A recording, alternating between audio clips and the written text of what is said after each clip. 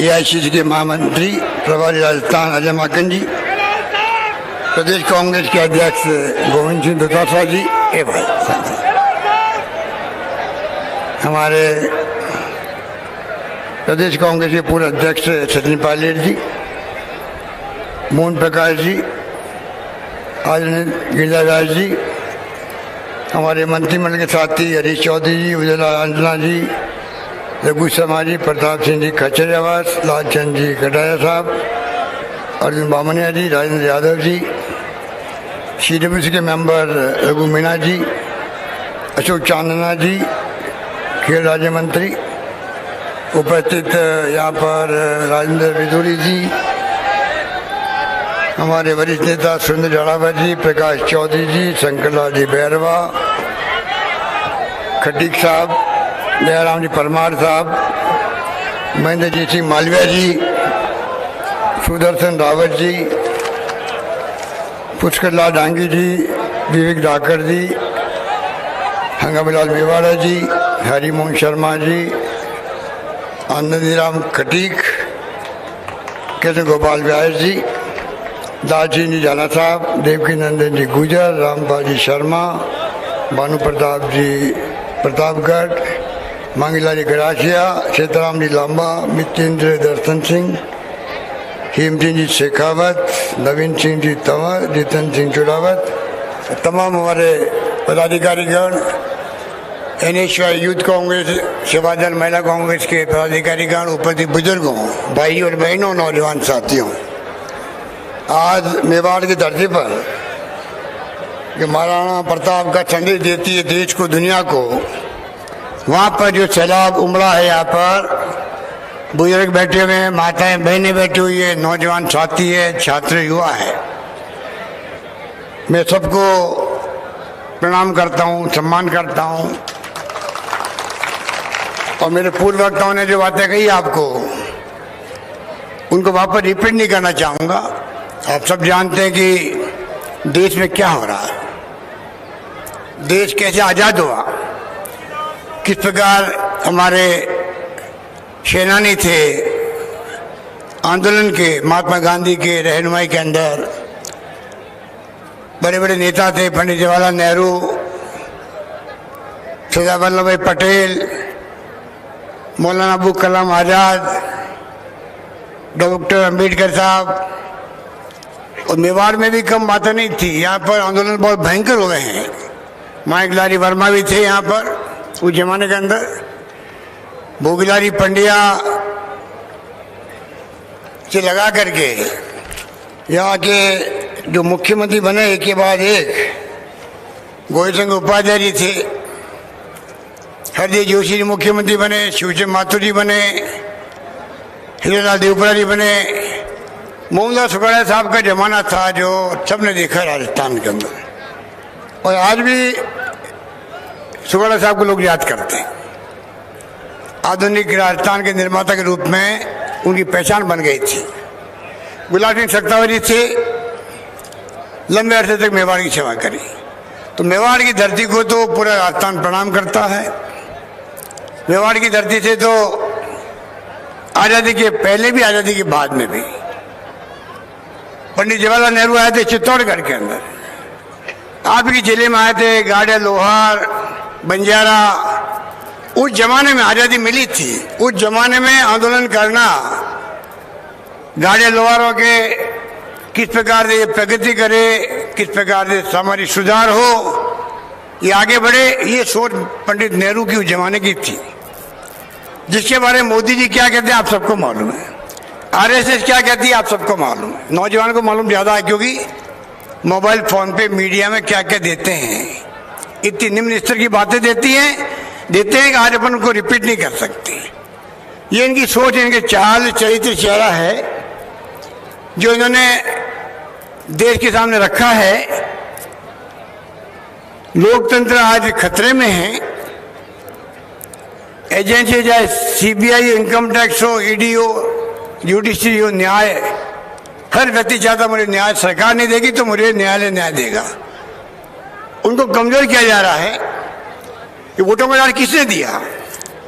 आज आप लोग तो जानते हो कितना उत्साह मैंने देखा भी उतरते ही हेलीकॉप्टर से, कोई उत्साह भयंकर कार्यकर्ताओं में, नेताओं में, बुजुर्गों में। क्यों है? उनको मालूम है कि आज़ादी कैसे मिली, कितने त्याग बलिदान हुए, कुर्बानी हुई, तब जाकर आज़ादी मिली थी। इंदिरा गांधी शहीद हो गई, प्रधानमंत्री थी, पाकिस्तान के 2 टुकड़े कर दिए उसने, बांग्लादेश का उदय कर दिया।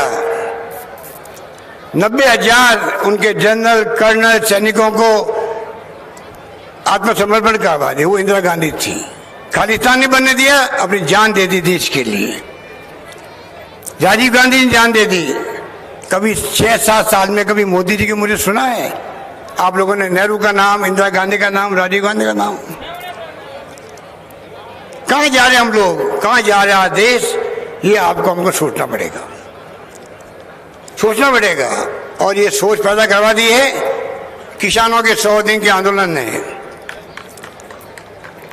आप बताइए, इतनी भयंकर ठंड के अंदर 200 से ज्यादा लोग मारे गए हैं। इन बेशर्मों की हद है, संवेदनहीनता की हद है। कोई सोच नहीं पा रहे इनको दिल्ली में नींद कैसे आती होगी कि बॉर्डर पे किसान सर्दी में मर रहा है, ठंड लग रही, बच्चों को, बूढ़ों को, बुजुर्गों को, माताओं बहनों को, सबको लेके बैठा है किसान। हिंदुस्तान के इतिहास में ऐसा आंदोलन कभी हुआ ही नहीं होगा। दुनिया देख रही, दुनिया आलोचना करी हिंदुस्तान की। वहां के पढ़े लिखे लोग, वहां के गायक, वहां के पत्रकार सब आलोचना कर रहे हैं। इनको कोई तरह की परवाह नहीं है, जिद पे अड़े हुए हैं। अरे आप किसान हित की बात करते हो, जब किसान कहता है कि आप कानून वापस ले लो, हम सबसे सलाह करो वापस कानून बना दीजिए, कौन मना करता आपको? विपक्षी पार्टी कह रही है, राहुल गांधी कह रहे हैं, फिर के हिंदुस्तान भर के अंदर कोई परवाह नहीं लोगों को। तो आप सोच सकते हैं कि किसान के हित की बात करने वाले लोग किसानों के लिए क्या क्या कानून लेके आए हैं। मोदी जी पहले मुख्यमंत्री थे, इन्होंने लिखा मनमोहन सिंह जी को, आप न्यूनतम समर्थन मूल्य के लिए कानून बनाइए।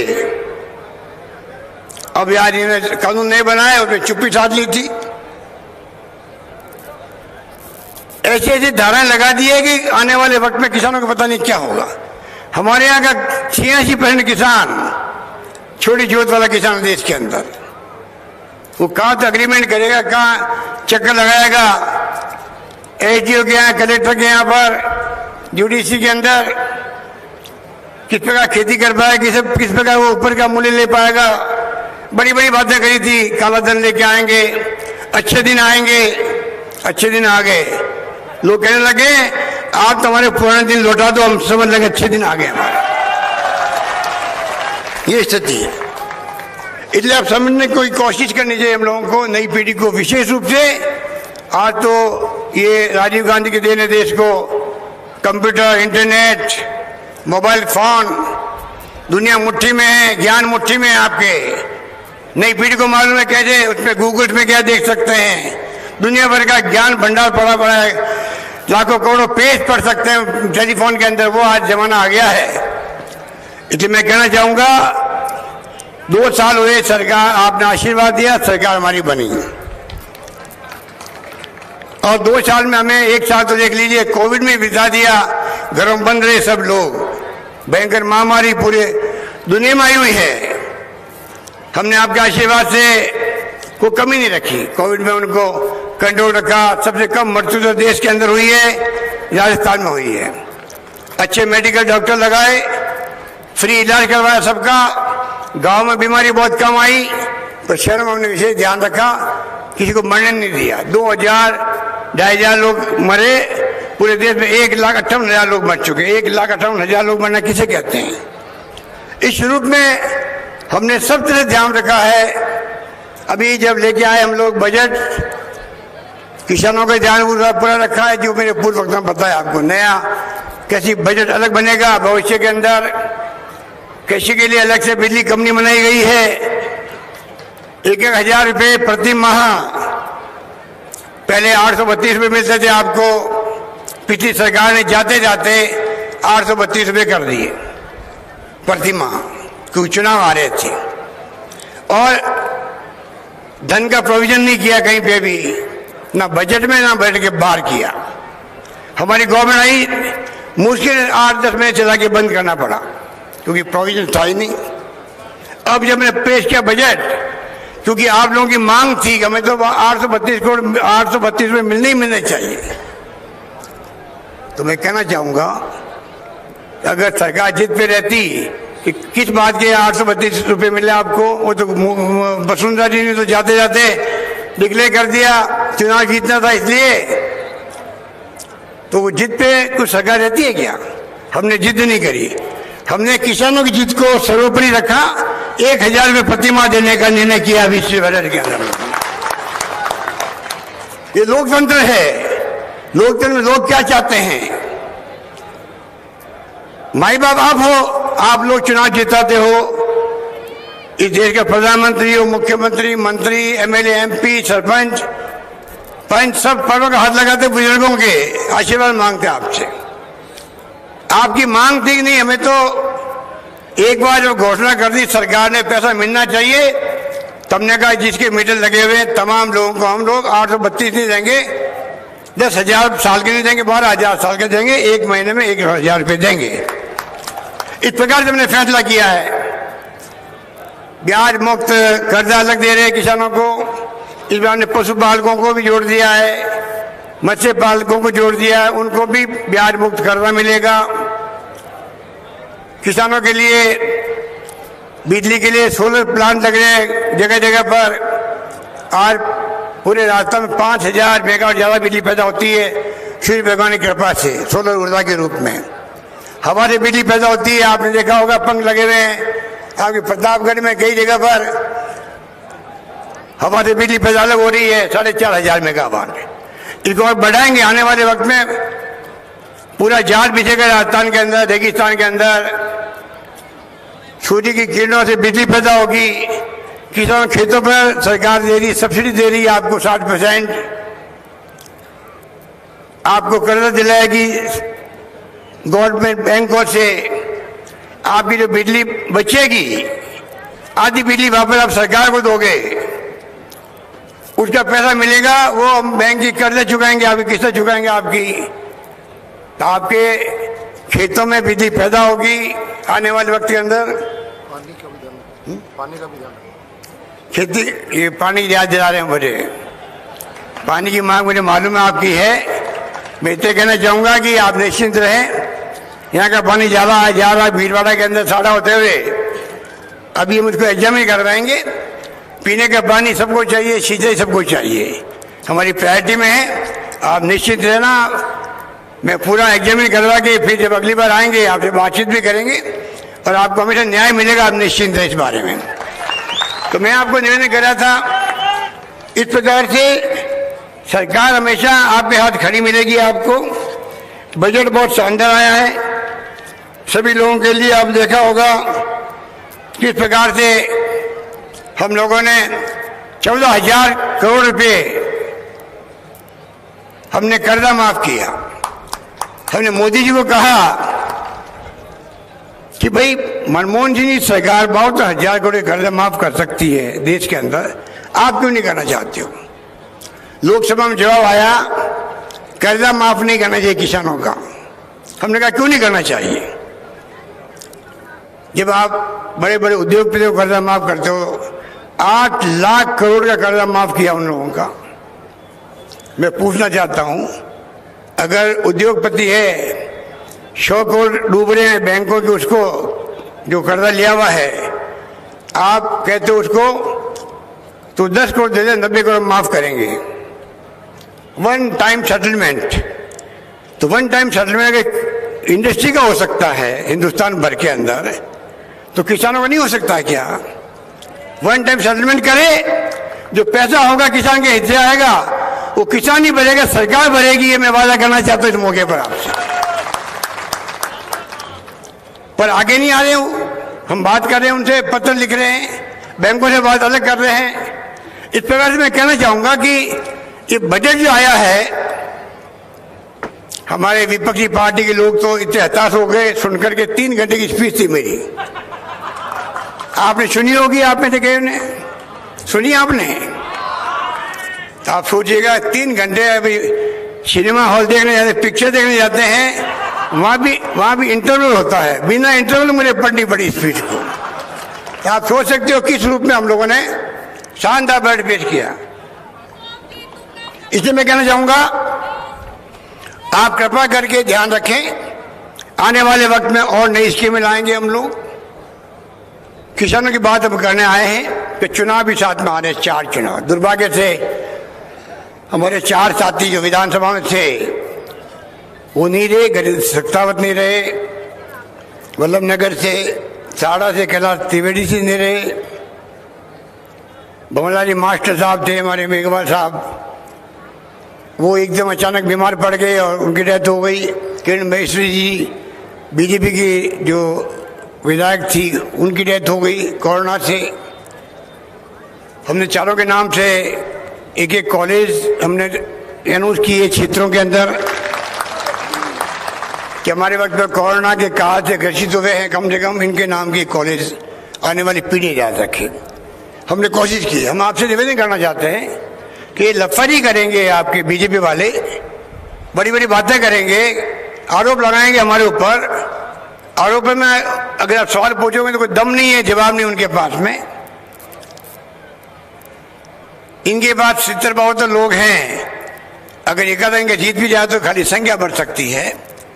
पर अगर हमें आप जिताते हो, अगर कांग्रेस भी जिताओगे आप 4 सीटें राजस्थान में, तो सरकार की और ज्यादा मजबूती होगी। दिमाग में रखें आप लोग मजबूती।